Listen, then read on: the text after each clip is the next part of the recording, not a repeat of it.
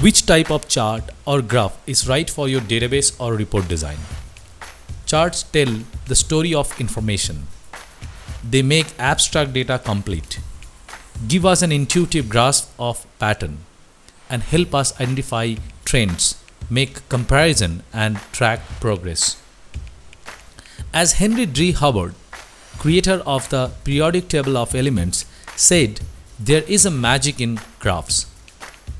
The profile of a curve reveals in a flash a whole situation, the life history of an epidemic, a panic, or an era of prosperity.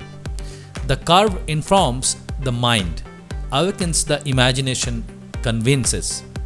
So, how do you choose the right chart for your data? First, think about intent. What is the essence of the information you want to convey? Who is your audience? How do they prefer to consume information? And of course, is the data used to show for this following purpose? Purpose number 1 is comparison.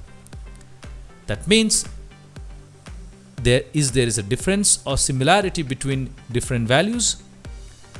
Number 2 is trending, the data that has changed over time. Number 3, relationship. That means there is a correlation in data values. The other thing is comparison.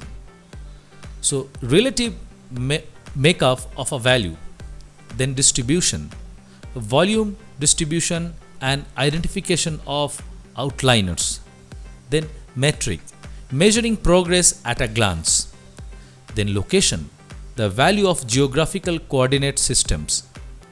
And of course, the last one is pipeline, which is basically the stage or flow between stages of a process.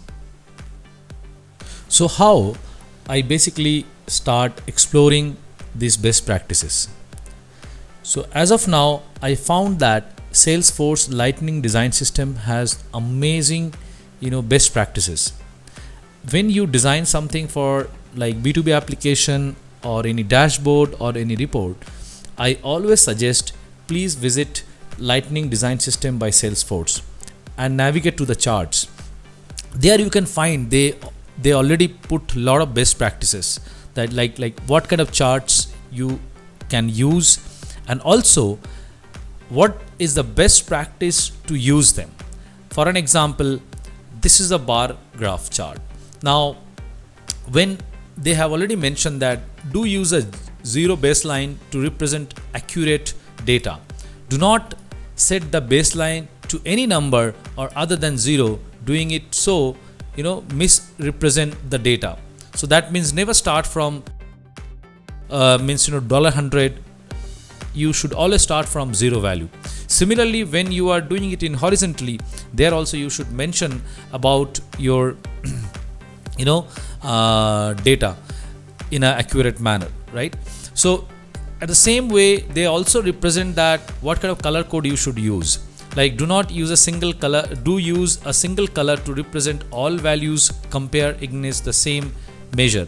Do not add purely decorative shades or color, because we have seen a lot of time people think that okay, this color looks fine, let's use this for my charts or graphs, but that's not the case. So if you go and browse, you have a lot of different use cases and a lot of different do's and don'ts, and that basically one of the industry's best practice. So I strongly recommend, whenever you are trying to select your charts or graphs, please visit Salesforce Lightning Design System.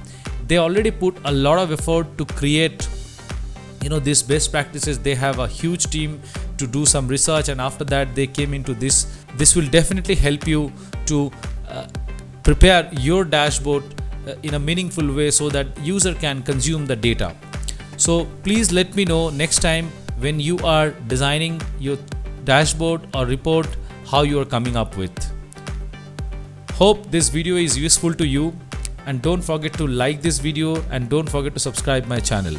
I will again come back with another cool tips on various design tool or some tips on UI and UX design. Thank you.